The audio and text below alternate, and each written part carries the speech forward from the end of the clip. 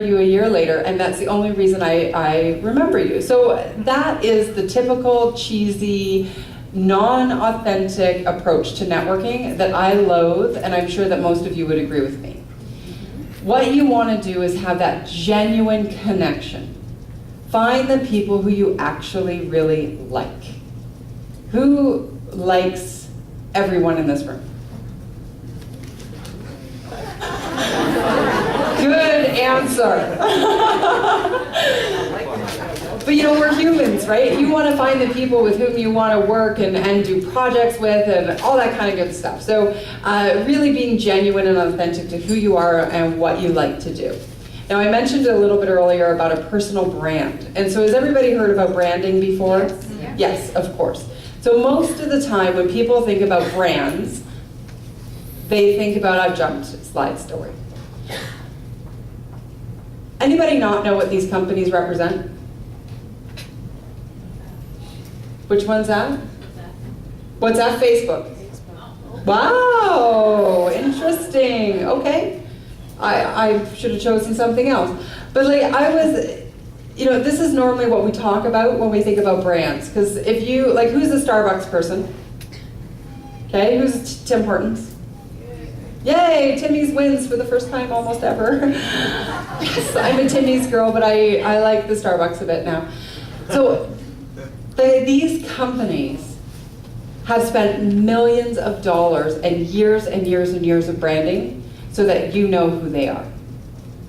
Who has budgeted millions of dollars for next year's personal branding campaign? But what can we learn from them? And this goes to who do you like to connect with, but also really setting you up for people wanting to connect with you. There's a question that I'd love you all to ask yourself in private and really think about the answer honestly. What would it be like to meet you? Would you like you? Would you believe you're competent? Would you trust you? Would you want to spend time with you? Would you want to go to the party with you? Would you not want to go to the party with you?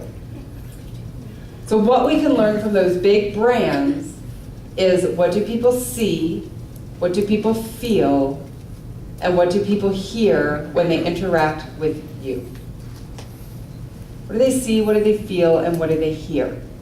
So as you go through the conference, and I watch what happens, and I never judge and whatnot, but I noticed a couple dynamics that were happening, which were really positive. When I walked in this door, I was greeted by a whole bunch of great people and hi, and then I sat with some students and had a good chat. Then actually, when we went to go for the break, did you watch how there were certain people who automatically looked up and made eye contact and started conversing?